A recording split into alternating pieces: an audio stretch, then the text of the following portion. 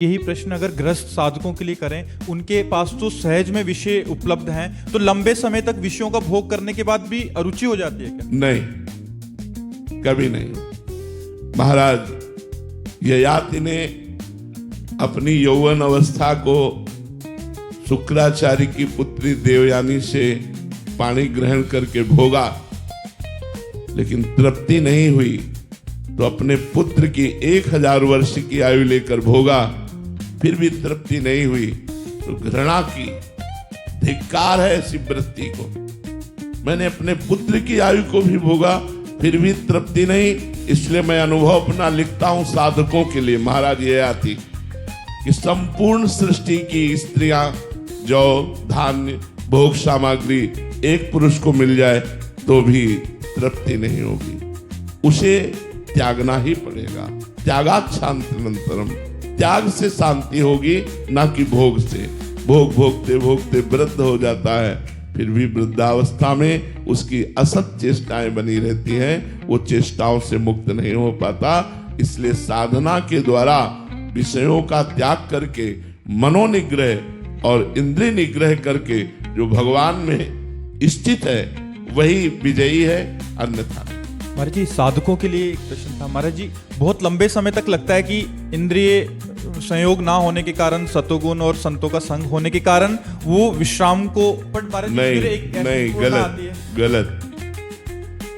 ईश्वरना जब तक शांत नहीं हो जाती तब तक हम काम विजयी नहीं मान सकते, समस्त भोगों के त्यागी नहीं मान सकते।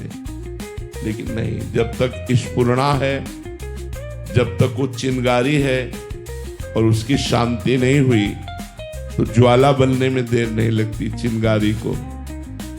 देवर्षि नारद जी ने कहा है, साधना करते करते ये विषय इच्छा तरंगवत हो जाती है।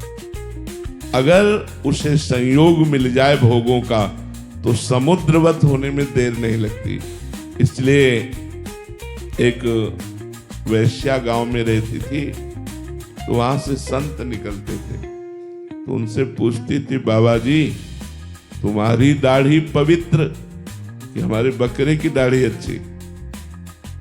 वो कुछ नहीं बोलते, रोज उपहास करती।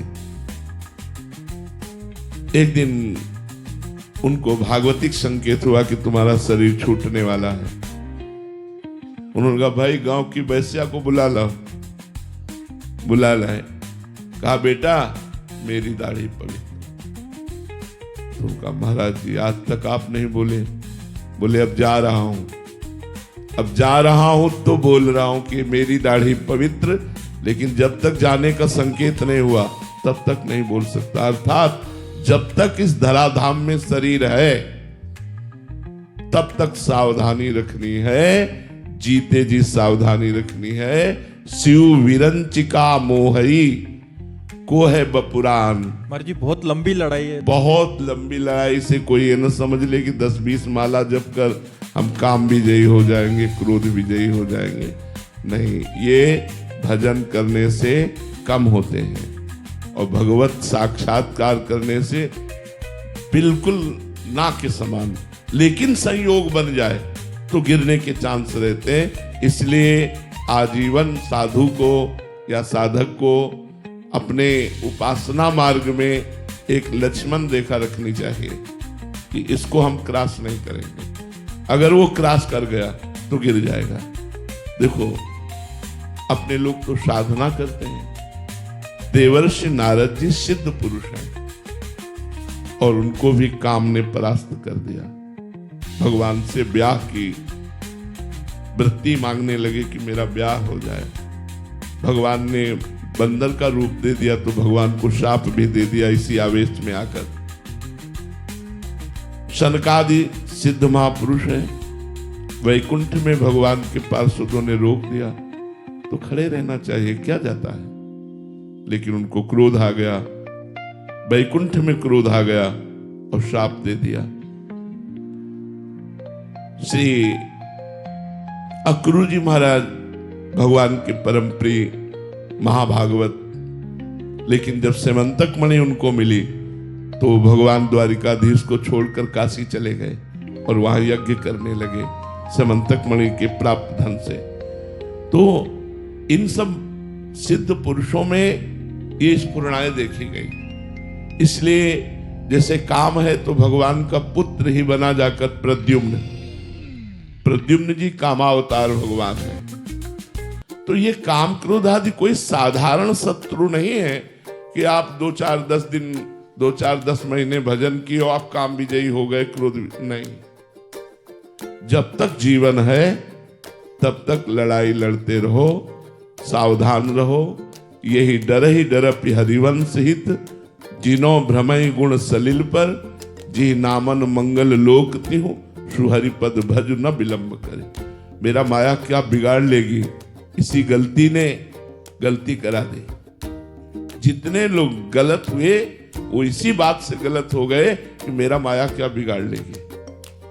बस हरिवंश महाप्रभु कहते यही डरपि हरिवंश हित, जिनो भ्रमय गुण सलिल पर, जिह नामन मंगल लोक तिहु, सुहरि पद भज न विलंब कर। जिनका नाम तीनों लोकों का मंगल करने वाला है उन भगवान श्री हरि का आश्रय ले लो, भजन करो और डरते रहो कि कहीं त्रिगुण माया के बहाव में बह न जाएं। बड़े बड़े बह गए, इसलिए बहुत होश में। कभी अहंकार न करे कि मैं समस्त विकारों से दूर हो चुका हूं, अब मेरा विकार क्या बिगाड़ सकते हैं, ऐसा बिल्कुल नहीं। बहुत प्रचंड भगवान की माया का आकर्षण है, बड़े बड़े ब्रह्म ऋषियों को मोहित कर लेती है।